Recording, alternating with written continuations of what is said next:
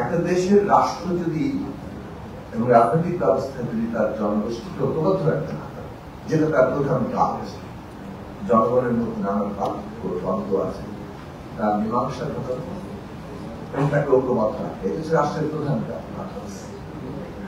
এই ঐক্যবদ্ধ রাখার কাজটি যদি রাষ্ট্র করতে না পারে, রাষ্ট্র যদি জনগণকে তার ব্যবস্থার বাইরে ছুড়ে ফেলে দেয়, যেমন শেখ হাসিনা ব্যবস্থার মধ্যে দিয়ে বেশিরভাগ মানুষকে বাইরে ছুড়ে ফেলে দিয়েছে, তাদের নাগরিক অস্তিত্বটুকুই আর রাখেনি, ভোট দেওয়ার অধিকার রাখেনি। শুধু তাই না, একবারে খুব নয়, জীবনের অধিকারটাও কেড়ে নিয়েছে। সেই জায়গা থেকে এই রাষ্ট্র তার নিজের কাজ জনগণকে রাখা, সেটা করার ক্ষমতা হারিয়ে দিয়েছিল, ফলে তার লায়াবিলিটি হারিয়ে দিয়েছে। এবং সেই কারণে যে কোনো সময় এটা একটা এমন জায়গায়, এমন আশঙ্কার মধ্যে ছিল যে আমরা আমাদের স্বাধীনতা সার্বভৌমত্ব যে কোনো সময় হারিয়ে ফেলতে পারি। নানা ধরনের অভ্যন্তরীণ গোলযোগ, সেটাকে ব্যবহার করে ভবিষ্যৎটির নানা ধরনের তৎপরতা, যেটা আমরা কম বেশি বিভিন্ন আমাদের সমস্যা আমি কালে দেখছি, ইতিহাস তো আছি। কাজে সেই দিক থেকে ভূ রাজনৈতিক প্রেক্ষাপট আমাদের আছে, সেটা কোন কালে ছিল না এমন না, কিন্তু সেটা আমরা কিভাবে মোকাবেলা করবো তার জন্য আমাদের প্রস্তুতি ডিটারমিনিং ব্যাপার। সেই ডিটারমিনিং জায়গায় রাষ্ট্রটা জনগণকেও প্রভাব রাখতে পারে কিংবা রাজনৈতিক ব্যবস্থার প্রতিটি নাগরিক কিংবা নাগরিকদের অংশ এই রাজনৈতিক ব্যবস্থায় নিজেকে অংশীদার করতে পারবে, এটা হচ্ছে গুরুত্বপূর্ণ প্রশ্ন। আমাদের দেশে সেইরকম একটা রাজনৈতিক ব্যবস্থা এবং রাষ্ট্র ব্যবস্থা আমরা গড়ে তুলতে চাই, কিন্তু সেটাই আমরা আকাঙ্ক্ষা হিসেবে দাবি করি, যেটা আমাদের দেশের প্রতিটি মানুষ ভাবতে যায় এই ব্যবস্থার আমিও অংশীদার, সেটা যেমন রাজনৈতিক ভাবে তিনি অর্থনৈতিক ভাবে সাংস্কৃতিক ভাবে। আজকে অভ্যুত্থানের মধ্যে দিয়ে শেখ হাসিনার এই বিভাজন, বেশিরভাগকে ছুড়ে চলে যাওয়া, সেইটার বিরুদ্ধে মানুষ একটা তাকে উৎখাত করে রায় দিয়েছে, আমরা তো চাই, আমরা ইনক্লুসিভনেস চাই। কিন্তু নানা ধরনের প্রবণতা শুরু হয়েছে, যেখানে রাজনৈতিক ভাবেও অর্থনৈতিক ভাবে বটেই সমাজ বিপুল ভাবে শ্রেণীবিভক্ত এবং সম্পদের বন্টনের ন্যূনতম কোনো ন্যায্যতা, অল্প সংখ্যক লোকের হাতে লাখো কোটি দেশের মানুষ তিন বেলা ঠিক মতো খেতে পারবে সেই চিন্তায় আছে ক্ষমতা। সেই রকম একটা বাস্তবতা আছে। এখন নতুন যুক্ত হয়েছে সাংস্কৃতিক ভাবে, আসলে আমরা যে যার মতো ন্যূনতম স্বাধীনতায় থাকতে পারব। সংখ্যায় দিতে কম, ধর্মীয় জাতিগত লিঙ্গীয় পরিচয়ের মানুষেরা, প্রান্তিক মানুষেরা তো নিগৃহীত হচ্ছেন, এমনকি মেজরিটি যে সংখ্যা মুসলমান জনগোষ্ঠী, তার মধ্যে এখন নির্দিষ্ট ধর্মের ধর্মীয় চর্চাকে আরোপ করা হচ্ছে, অন্য ধর্মের চর্চাকে নাকচ করে দেওয়া হচ্ছে, মাজারে হামলা, তার জটাচুল কেটে দেওয়া, এইগুলো এখন প্রবণতা। তাই এই সবকিছুই ওই লক্ষণ যে আমরা যে আকাঙ্ক্ষার দাঁড়িয়েছিলাম যে আমরা একটা রাষ্ট্র ব্যবস্থা তৈরি হবে, রাজনৈতিক ব্যবস্থা তৈরি হবে, যেখানে সবাই তারা অংশীদার পাবেন, সেই জায়গাটা ক্ষতিগ্রস্ত হচ্ছে। 5ই আগস্টের পরে দুটো বিষয় নিয়ে আমরা কথা বলার কনসিস্টেন্টলি চেষ্টা করেছি আমাদের দল গণসংহতি আন্দোলনের পক্ষে। একটা হচ্ছে ন্যূনতম জাতীয় ঐক্যমত্য রক্ষা করতে হবে, আর হচ্ছে বিচার, সংস্কার, নির্বাচন, তিনটা বিষয় আমাদের গুরুত্বপূর্ণ। এটা আমাদের প্রধান জাতীয় স্বার্থ, এই কাজটা আমাদের ন্যূনতম জাতীয় ঐক্যমত্য। একটু আগে মান্না ভাই বললেন যে আপনাকে সবাই মিলে এক হয়ে যাবে, মোটেই না, রাজনীতির প্রতিদ্বন্দ্বিতা। কিন্তু যখন আমরা ট্রানজিশনে আছি, সেই ট্রানজিশনে কোন কোন প্রশ্ন আমাদের কমন স্বার্থ সকলে মিলে, যেহেতু বাংলাদেশ এই 54 বছরে এসে আবার রুলস অফ দি গেম ঠিক করার প্রশ্নে একত্রিত হয়েছে, এত হাজার হাজার তরুণ, নারী, পুরুষ, বাঙালি, চাকমা, হিন্দু, মুসলমান, শিশু, বৃদ্ধ, সবাই জীবন দিয়ে এই নতুন জায়গাটা তৈরি করেছেন যে রুলস অফ দি গেম ঠিক করতে হবে।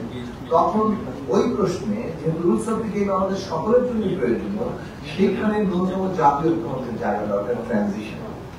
এখন সেইটার ক্ষেত্রে পদ্ধতিগত প্রশ্নটা খুব গুরুত্বপূর্ণ। আমরা 2024 সালে 5ই আগস্ট কি করেছি?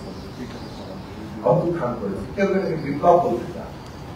কিন্তু আপনি যদি ট্রানজিশনটা খেয়াল করেন, আপনি 106 অনুচ্ছেদ দিয়ে সুপ্রিম কোর্টের পরামর্শে অন্তর্বর্তী সরকার গঠন করেছেন।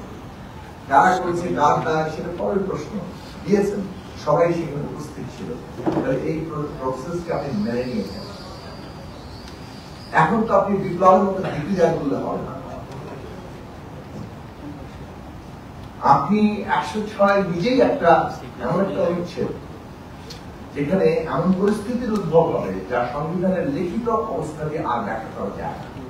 ওই বিশেষ পরিস্থিতি, বিশেষ বাস্তবতা, যাকে বলে ডক্ট্রিন অফ নেসেসিটি, সেইটা করার জন্য সেটা 106 কারণ 106 হচ্ছে সংবিধানের লিখিত অবস্থার বাইরের পরিস্থিতি, কিন্তু আবার সেটাকেও ব্যাখ্যা করা যায় সংবিধানের ভেতর থেকে। তবে 106 মধ্যে দিয়ে যে পরিস্থিতি আমরা একটা সমাধান এনেছি, সেই পরিস্থিতিটা একদিকে যেমন সংবিধানের ধারাবাহিকতা, আবার অন্যদিকে একটা বিশেষ পরিস্থিতি, সেটা রোগমূলকতা। এই দুই নিয়ে কিন্তু আমরা চলছি। এখন এই ধারাবাহিকতার মধ্যে আপনি যখন পদ্ধতিগত ভাবে কেউ হঠাৎ করে এসে কিংবা কোনো কোনো পর্যায়ে এসে বলবে যে না, রেভলিউশনারি ডিগ্রি জারি করতে হবে, তাহলে সেটা আসলে কোন পদ্ধতি কিনা এটা আমাদের বিচার করা দরকার। বিপ্লবের ক্ষেত্রে অন্তত ধ্রুপদী বিপ্লবগুলো আমরা দেখছি, অনেকগুলি শর্ত আছে বিপ্লব সঙ্গে, কিন্তু একটা জিনিস এখানে প্রাসঙ্গিক, ডিটারমিনিং কিংবা লিডিং ফোর্স, যারা ভবিতব্যটাকে ডিফাইন করে, নেতৃত্ব দেয় অথবা সেটাকে বাস্তবায়ন দেয়, এরকম কোন লিডিং ফোর্স, নেতৃস্থানের শক্তি পুরো বাংলাদেশ একত্রিত করেছে, এইরকম বাস্তবতা এমনকি অভ্যুত্থানের অংশীদারদের মধ্যে ছিল না। আমার অভ্যুত্থান পরবর্তী অবস্থা তৈরি হয়নি।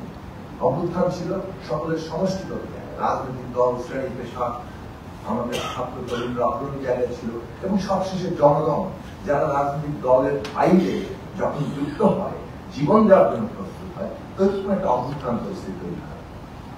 এর মধ্যে যে একটা নেতৃস্থানীয় শক্তি তৈরি হয়ে গেছে, যারা পুরো কোর্সকে ডিটারমিন করবে, এরকম কোন অবস্থা কেউ নেয়নি। এমনকি বিএনপি বড় দল হিসেবে তারা সেটা নেওয়ার ওইভাবে চেষ্টা করে, আমাদের খুব দৃশ্যমান হয়।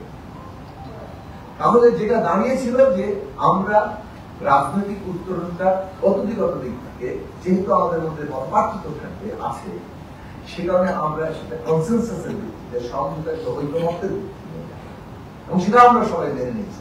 সংস্কার আমাদের কনসেনসাস, তার জন্য সংস্কার কমিশন গঠিত হয়েছে এবং সেইখানে প্রস্তাব এসছে, এবং আমরা সেই প্রক্রিয়াকে সফল করার জন্য আমরা আলোচনা করছি, যুক্ত আছি। তো কনসেনসাসের পদ্ধতিকে বাইপাস করে কেউ যদি ডিগ্রির জায়গা নিয়ে আসেন, তাহলে সেইটা কনসেনসাসকে ভেঙে দেয়, এবং সেই কারণেই সংঘাতের ঝুঁকি তৈরি করে। অনেকেই প্রস্তাব দিয়েছেন প্রায় সোভিয়েত বিপ্লবী কায়দায় যে প্রভিশনাল কনস্টিটিউশনাল অর্ডার তৈরি করতে হবে। আপনি সাংবিধানিক ধারাবাহিকতা রক্ষা করে কিভাবে প্রভিশনাল কনস্টিটিউশনাল অর্ডার করেন? তার মানে আপনি ডিগ্রির কথা বলছেন, আপনি এক্সিস্টিং সিস্টেমকে যেটা নাই করে দিতে চাইছেন, সেটা কি সবাই কনসেনসাসে একমত হয়েছে? ভালো পদ্ধতি হতে পারে, কিন্তু সেটা যেন সবাই একমত হচ্ছে না, কনসেনসাসে আসছে না। রাজনৈতিক দলই কেবল না, রাষ্ট্র, প্রতিষ্ঠান, দেশের জনগণ, তখন আপনার কনস্টিটিউয়েন্ট পাওয়ার, যেটা হলো জনগণের গঠন করার ক্ষমতা, যে কোনো জিনিস প্রতিষ্ঠা করার ক্ষমতা, সেটা জনগণের বাই ডিফল্ট আছে, জনগণই একমাত্র সেটা কেন্দ্র। কিন্তু জনগণের একটি কনস্টিটিউয়েন্ট পাওয়ার, সেটা আইদার একটা রেভলিউশনারি কিংবা ওই অথরিটি দিয়ে কার্যকর হবে, আর না হয় সেটা নির্বাচনের মধ্যে দিয়ে কার্যকর হবে। আপনি কার্যকর করার পদ্ধতিটা কি হবে? জনগণের কাছে পৌঁছানোর জায়গা হচ্ছে আইদার রেভলিউশনারি মেথড, আর না হয় আপনাকে ইলেকশনের মধ্যে দিয়ে এই কনস্টিটিউয়েন্ট পাওয়ারকে কার্যকর করতে।